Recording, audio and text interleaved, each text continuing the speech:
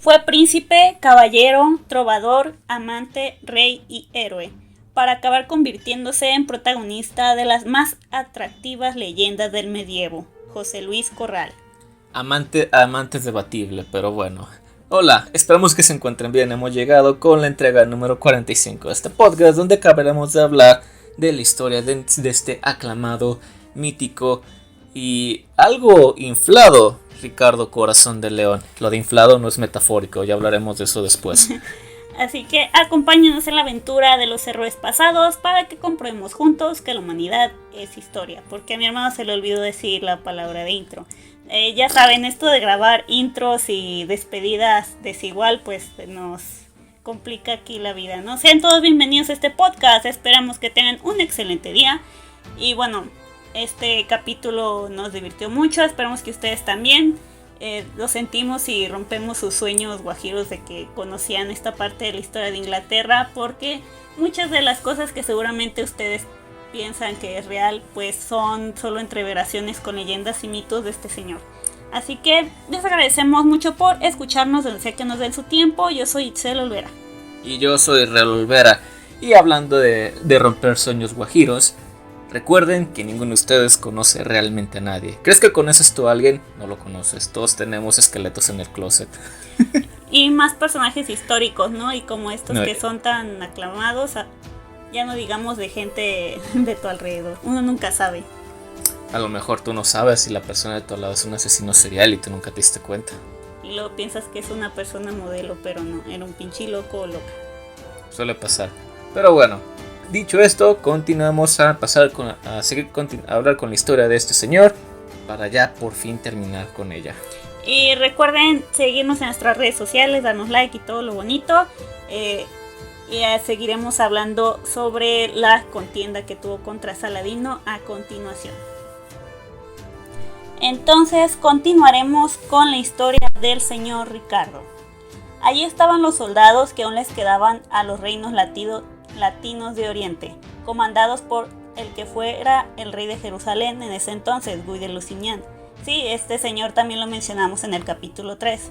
Desde Balduino IV el dominio de los cristianos en Jerusalén solo fue a pique, y continuando una parte del ejército de Federico Barbarroja era liderada por el duque Leopoldo de Austria. Por otro lado, también estaban las fuerzas de Felipe II Augusto, de Francia, que había llegado 2 meses antes que Ricardo a su destino. Y por último estaba toda una serie de pequeños grupos de europeos que, aunque sin tanta fanfarria como los monarcas, también habían emprendido la aventura a Tierra Santa. Básicamente eran soldados, pero como no pertenecían a nada importante, no importan. Ajá, eran los segundones en la historia. Pero bueno, ya cansados, en Acre capituló el 12 de julio del mismo año, citando los emires al mando de la plaza sin consultar previamente con Saladino, aceptaron las cláusulas de rendición. La ciudad pasó a manos cristianas. Se comprometían a liberar 1.500 prisioneros y pagar 200.000 monedas de oro. La Santa Cruz, que el temible sultán había arrebatado a los cristianos en Jatín, también sería devuelta. Una porción de los habitantes se quedaría en la ciudad de Rennes. El resto, si se cumplían los pagos y entregas, podría marcharse. Sí, así que literalmente pues fue beneficioso para los cristianos, pero pues Saladín no le hizo mucha gracia, ¿no? Este quedó horrorizado por tremendo pacto que no estuvo presente para negociar y que ahora debía cumplir. Con los cristianos no estaban mejor las cosas, porque sabemos que iban con banderas de luchar por su fe y por liberar los lugares santos, pero como hemos mencionado, para los poderosos era más cuestión de botín y del poder que obtendrían para con las masas e incluso a favor del Vaticano.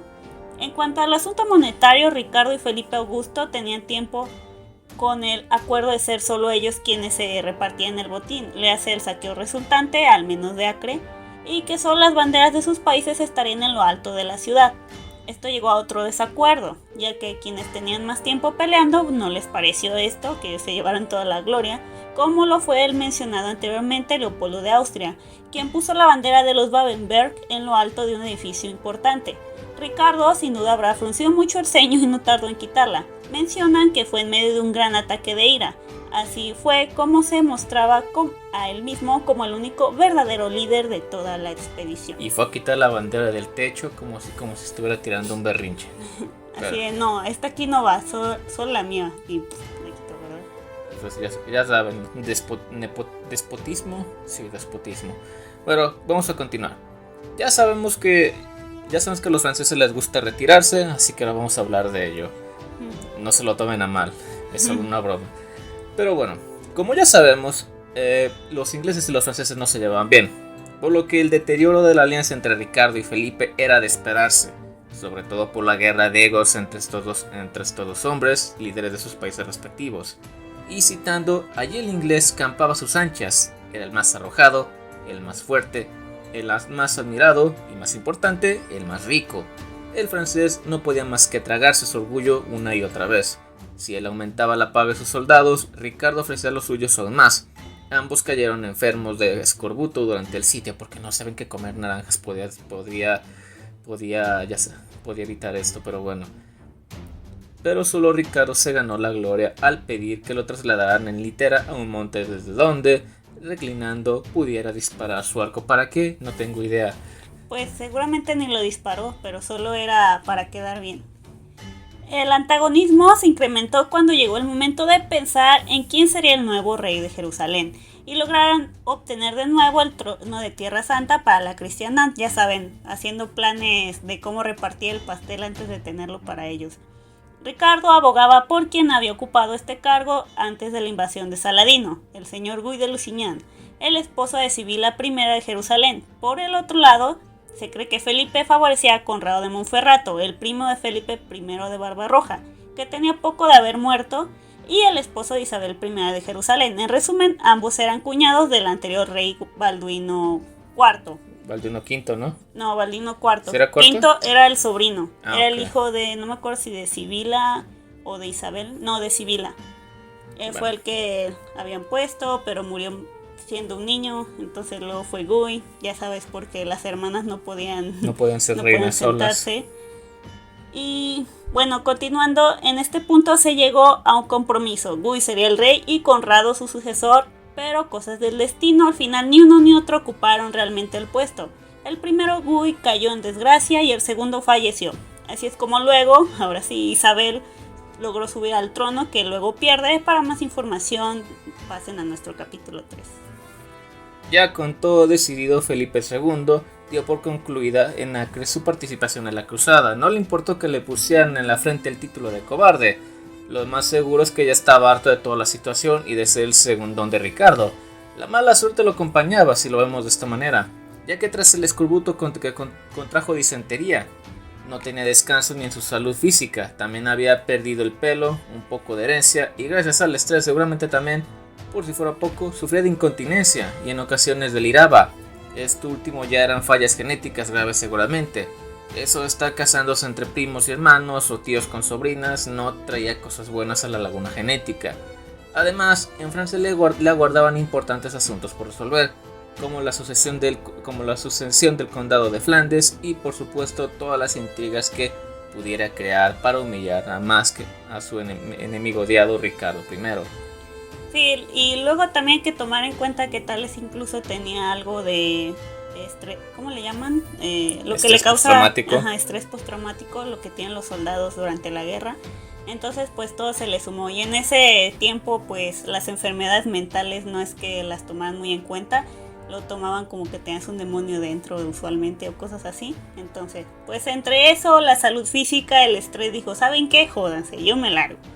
Así que Ricardo se quedó como único monarca en la cruzada y a él le correspondió insistir en el rescate pedido por Acre. El plazo de un mes para que Saladino efectuara los primeros pagos llegó a su vencimiento. Seguramente los términos eran excesivos y por ello trató infructuosamente de entablar conversaciones que retrasaran este intercambio. La respuesta de Ricardo fue brutal. Mandó atar juntos a los 3.000 prisioneros de Acre y conducirlos a las afueras, a la vista del ejército musulmán. Allí fueron ajusticiados uno a uno, se les cortaron el cuello. Citando, Saladino se percata entonces de hasta dónde puede llegar la fiereza de aquel león del norte. O sea que le dijo, ¿sabes qué? Ya llegó el tiempo, no pagaste, entonces los que tenemos aquí mueren. Cuello, literalmente. La expedición se encaminaba hacia su punto más peligroso, o lo que llamaríamos una prueba de fuego, donde Ricardo tendría que poner a prueba todo lo que sabía de estrategia militar. Acre era un enclave cruzado rodeado por todas partes de territorio enemigo. Alejarse de la costa representaba meterse en la boca del lobo, o más exactamente en las manos de Saladino, quien podría emboscarlos con facilidad y aislarlos para evitar que siguieran consiguiendo provisiones por el mar. Así es como Ricardo se decide ir por Jaffa, que era el puerto marítimo más cercano a Jerusalén. Partiendo en agosto de 1191, la marcha hacia el sur la hicieron siempre por la costa, con su flota avanzando en paralelo. Sin embargo, en Arsuf llegó el ataque de Saladino. Por fin estos dos grandes líderes se ven en el campo de batalla, no realmente, ya que nunca se vieron uno a uno, pero están comandando sus ejércitos. O sea, los mandaron a matar y técnicamente estaban en la misma zona geográfica, pero realmente nunca llegaron a hablar de frente. No es como si hayan tenido un duelo a la muerte al estilo Star Wars o algo por el estilo. Ajá, así de decidiremos esta batalla en una guerra entre líderes o algo así, una batalla a muerte entre los líderes. Eso lo llegaron a hacer en España, pues eso es otra historia. Y así es como la victoria fue del lado del monarca inglés en esa batalla. Quedaba demostrado que Saladino no era invencible o los cristianos no habían tenido un buen dirigente con un talento equiparable al sultán. Jaffa fue ocupada sin contratiempos y allí se detuvieron los cruzados a tomar un respiro. A partir de entonces la tensión bélica solo se iba incrementando, pero los cristianos tenían cosas en su contra, como ha demostrado que el clima es otro enemigo en su caso. Recordemos el tipo de armaduras usadas por los reinos de Occidente de esos tiempos y en sí que pues, no estaban acostumbrados a ese clima, y el calor en Palestina era aplastante para ellos. Disculpen, mi celular está vibrando. Pero bueno, vamos a dejarlo ahí para que se sienta más realista esto.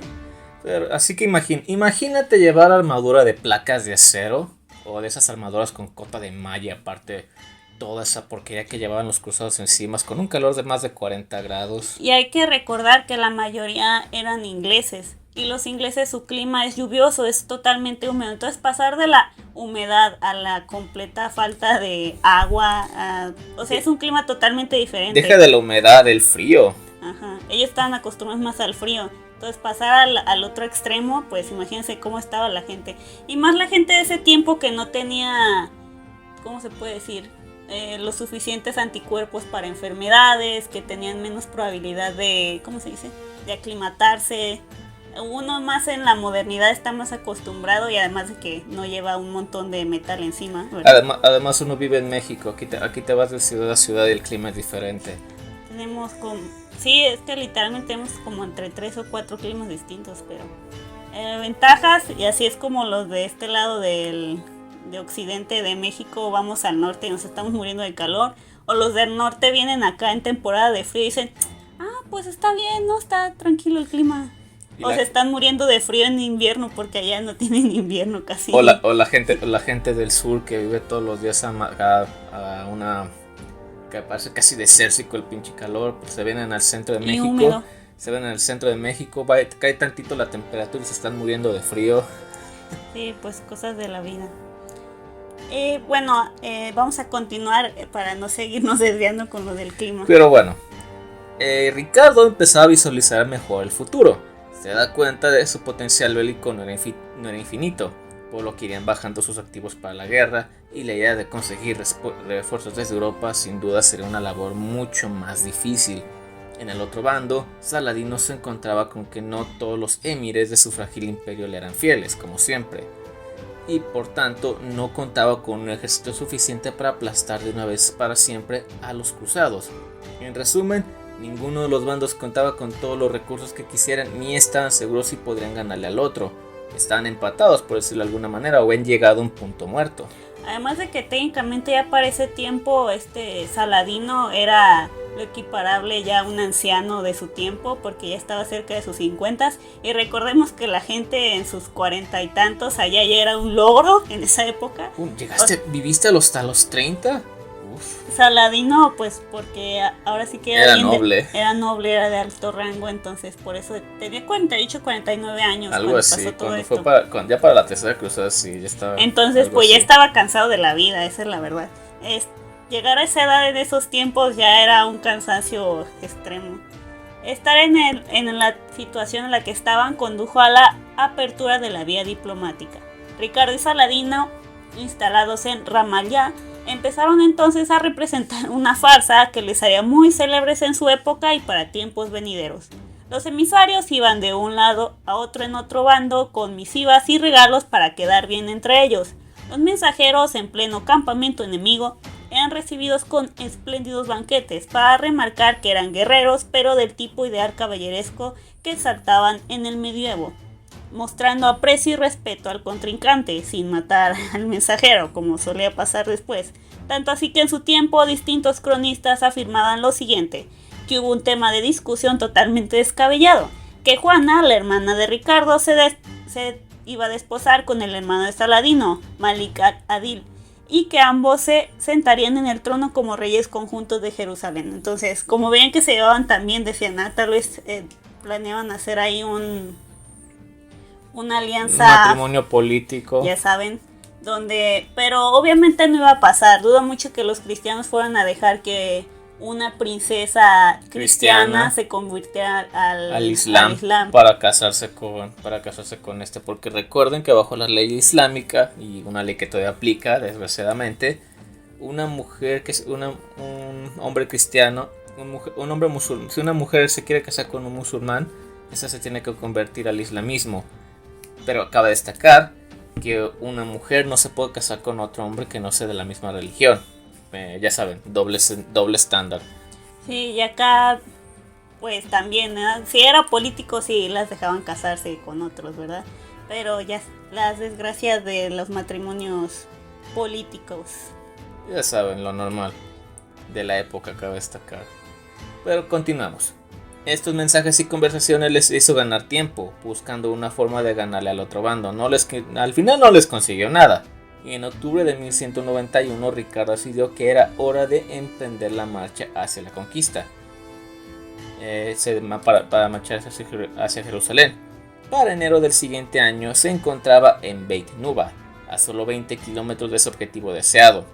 Llegaron las noticias de que Saladino evacuaba la ciudad y dejaba solo una mínima guarnición. Conquistarla entonces sería un paseo por el parque. Y después, ¿qué sucedería? Que cabe destacar.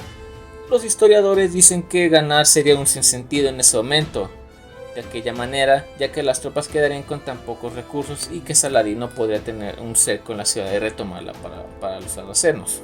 Así que Ricardo, el aclamado león, fue por la decisión impropia de su apodo.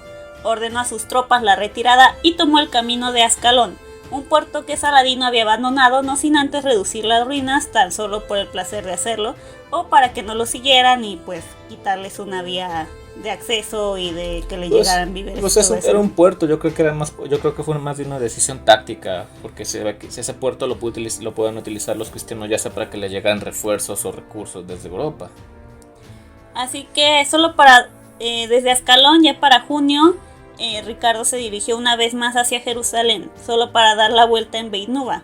Ricardo estaba lleno de dudas, no sabía cómo terminar la contienda y le preocupaban las noticias desde Inglaterra, de las conversaciones que tenía su hermano Juan y Felipe II, el rey de Francia, recuerden. Entonces mientras él estaba acá con dudas, también le surgieron aún más dudas al saber la situación en su país, ¿no? Del cual, aunque era rey, no se ha presentado como en 9 años como en 8 años por este punto. Continuemos. Saladino dio a Ricardo la oportunidad de marcharse con honor. Entonces, atacando Jaffa, así es como los cruzados partieron rápidamente hacia Acre y desde allí embarcaron hacia la sede en peligro. Ricardo peleó tal como le gustaba, codo a codo con los soldados, y repelió dos veces los ataques de Saladino. Ya eran los últimos combates entre estos dos, y el 9 de octubre de 1192 un rey abandonaba Tierra Santa. Ricardo ya no se parecía en nada por lo que fue con la mano en un principio, lleno de dudas, cansado, sintiéndose como un fracaso por no cumplir su meta, terminaría firmando una tregua el 2 de septiembre con el afamado sultán. O sea, el 2 de septiembre del siguiente año, porque en octubre del 1192 fueron sus últimas batallas con él. Citando, el sultán, perdón, se comprometía a considerar territorio cristiano la costa del Tiro de Acre y abría Jerusalén al tránsito de peregrinos.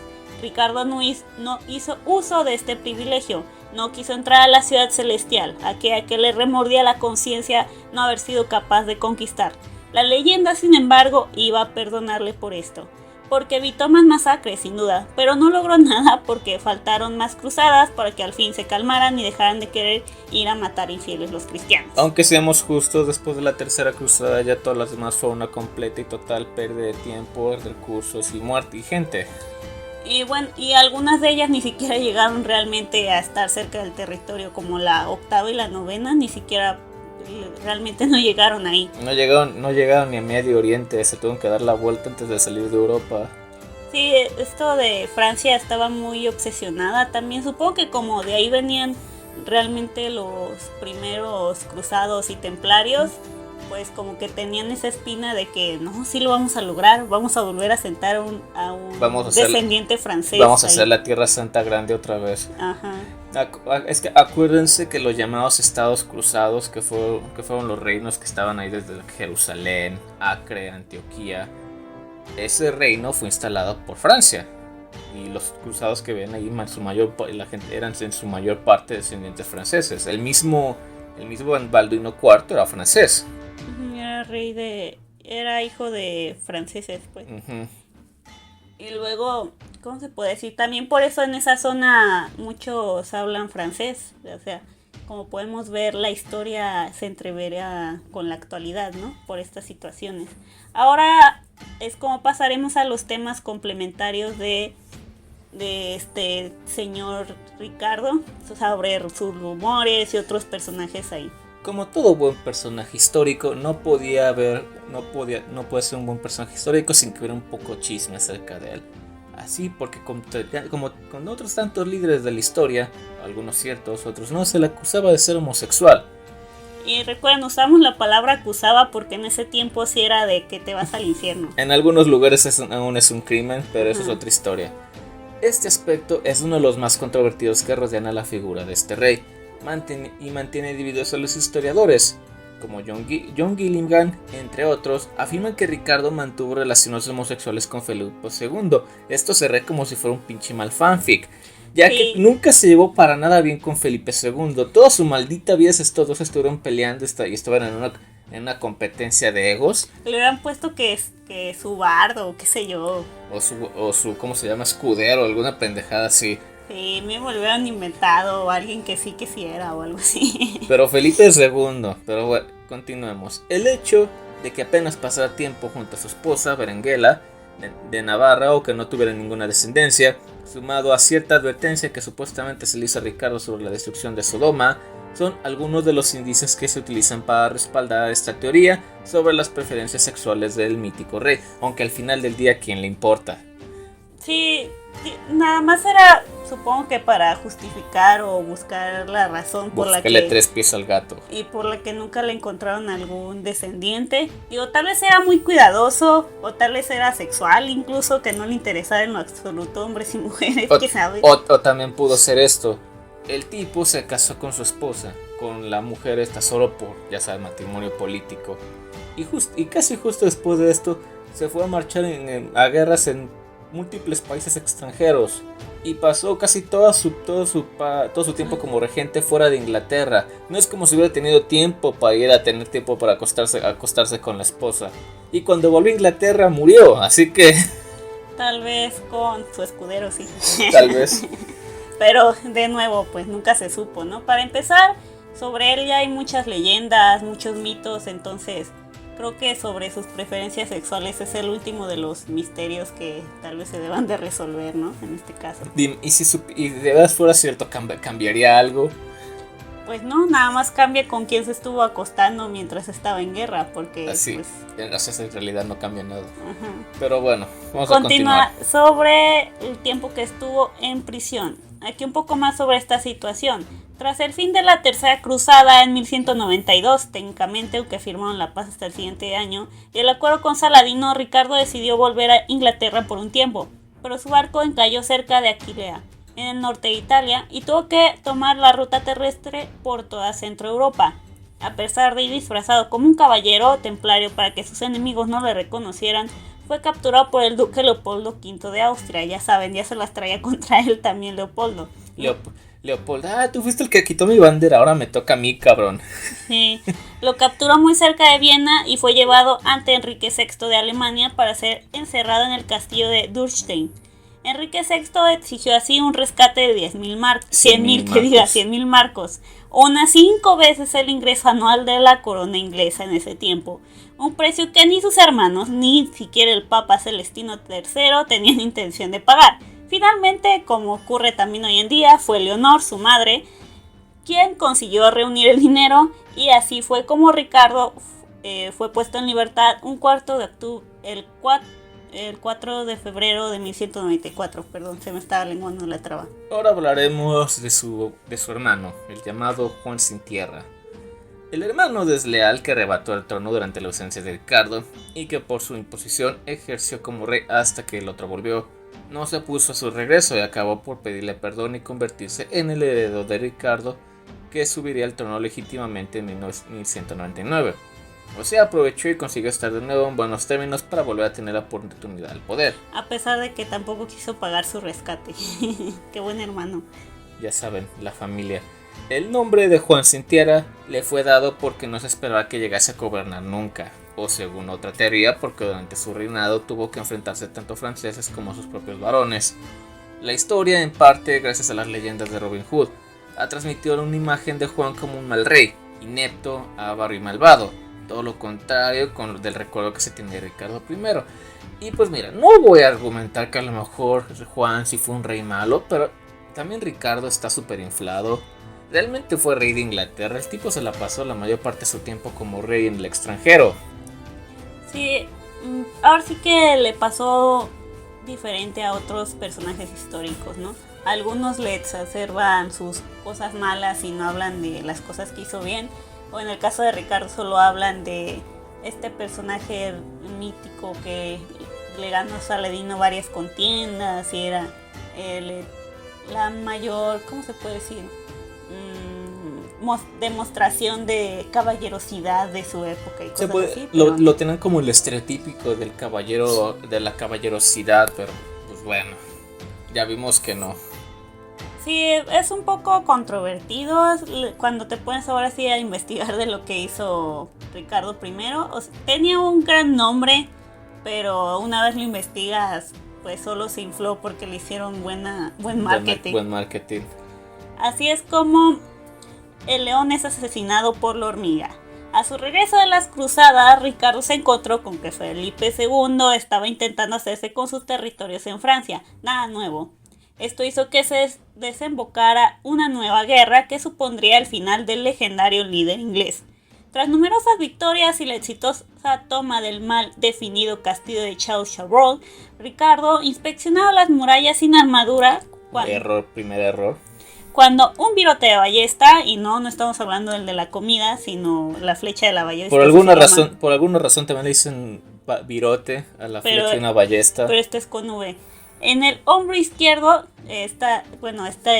lo hirió en el hombro izquierdo muy cerca del cuello. La herida no fue curada adecuadamente, ni el virote bien extraído, pues de todas maneras no es que tuvieran muchos conocimientos médicos. Lo que provocó la muerte del rey por la gangrena que le causó esta herida. El ballestero resultó ser un niño que intentaba vengar a su padre y sus hermanos, y así es como la caída del rey inglés fue conocida en las crónicas de la época como el león que fue asesinado por una hormiga. En definitiva, uno nunca verá venir su muerte, sin importar si eres un empleado común del siglo XXI o un rey medieval. Yo me quiero imaginar a los franceses dándole el título de héroe a este niño porque disparó una ballesta. Oye, yo solo he disparado a soldados ingleses, le acabaste disparando al rey, mijo. Le dieron los mayores honores, tal vez. No sé qué le pasó a este niño. Tal vez solo le dieron unas moneditas para... Como era un plebeyo, pues no valía la pena. Le entregaron tierra y oro para que se callara. O le dieron ahí pan para unas semanas a su familia y ya, seguramente. Así es como hablaremos un poco de Felipe II de Francia. El enemigo jurado de Ricardo y aparentemente su amante sexual, y aparentemente para las fugoshi de su tiempo. Su amante, aparentemente. Así es que, por último, para completar todo el tema, las posesiones inglesas en Francia suponían una constante amenaza para la consolidación de la monarquía francesa. Luego de su regreso por enfermedad de Felipe de la Tercera Cruzada, preparó una ofensiva contra los territorios de los Plantagenet. Mantuvo con el rey inglés una desastrosa guerra que estuvo a un paso de costarle el trono. Para finalizar, citaremos lo siguiente. Muerto el rey Ricardo en 1199, Felipe II de Francia siguió combatiendo con su sucesor, Juan Sin Tierra, a quien derrotó junto a los aliados del emperador Otón IV y los condes de Flandes y Bolonia. En Roc, no sé cómo se pronuncia, es Roc-Oc-Moines, Supongo que algo así. Y en Bouvines en 1214. Gracias a estas victorias, Felipe II de Francia logró recuperar la gran parte de las posiciones francesas de los reyes de Inglaterra: Berry, Auvernia, Normandía, Anjou, Maine, Turena, Champaña y Poitou. Y durante su reinado, Felipe II mantuvo un estrecho control sobre la nobleza francesa. Para finalizar, citaremos lo siguiente. Muerto el rey Ricardo en 1199, Felipe II de Francia siguió combatiendo con su sucesor, Juan Sin Tierra, a quien derrotó junto a los aliados del emperador Otón IV y a los condes de Flandes y Bolonia, en Roc-Oc-Moines y en Bouvines en 1214. Gracias a estas victorias, Felipe II de Francia logró recuperar gran parte de las posiciones francesas de los reyes de Inglaterra, entre ellos Berry, Auvernia, Normandía, Anjou, Maine, Turena, Champaña y Poitou. Durante su reinado, Felipe II mantuvo un estrecho control sobre la nobleza francesa, reforzó sus relaciones con la iglesia y supo ganarse la confianza de las ciudades. O sea, prácticamente hizo mucho de las cosas que no hizo Ricardo, que fue mantener el control sobre los nobles en su tierra, consiguió más tierras, que había sido su principal objetivo todo este tiempo, y pues pasó más a la historia por haber hecho más en Francia que lo que hizo Ricardo por Inglaterra. Entonces, con todo y lo que tal vez luego le achacaban a Felipe por haberse retirado tan temprano de la Tercera Cruzada, pues la verdad es que hizo más por su país y por lo que le concernía, pues, en lugar más que Ricardo en este caso. Pues es que Ricardo quiso ir por la gloria, pero pues no, al final no le salió bien porque nunca pudo conseguir su objetivo. Pero mínimo no acabó como Barbarroja. Como pirata ahogado. Como marineros de agua dulce. Literalmente. También luego podríamos hablar de él, pero igual dejamos varios capítulos descansando cosas de Europa. Porque, pues ya saben, de todas maneras la historia es muy eurocentrada, entonces hay que traer más variedad. Es que al final, es que también decimos el término eurocentrista, pero si quieres hablar de la historia de los últimos 500 años, los europeos van a estar envueltos en ella, ya que básicamente tuvieron sometido al mundo por buena parte del último milenio. Y en sí siempre han estado metiendo sus narices en todo, ¿no? Eso les aprendió muy bien el señor Estados Unidos. Y bueno, esto sería el último capítulo de la primera temporada, por decirlo así. Este capítulo estamos grabando de nuevo, de hecho. Cuando lo hemos grabado en conjunto con la primera parte, pero ya saben, estos mugres errores técnicos que al parecer no se guardó bien el archivo y tuvimos que regrabarlo todo otra vez. Pero ustedes igual van a tener ahí su capítulo. Nos veríamos dentro de 3 semanas.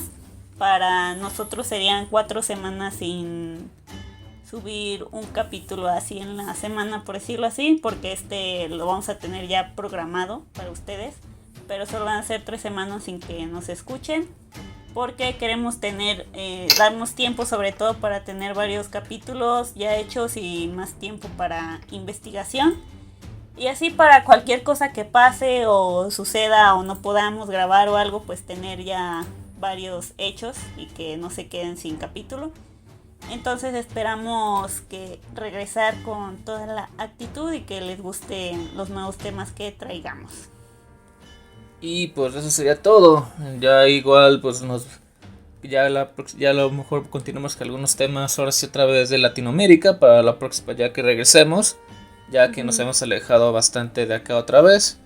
Y pues es bueno volver a hablar acerca de nuestro lugar nativo, por así decirlo.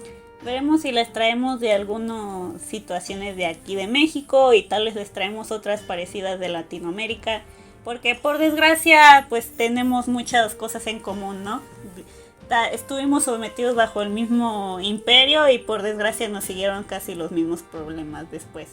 Así que muchas gracias por escucharnos, nos estaremos volviendo a saber de ustedes consiguiente. Igual recuerden que nos pueden seguir recomendando, siguiendo nuestras redes sociales, etcétera, para ayudarnos a llegar a más personas.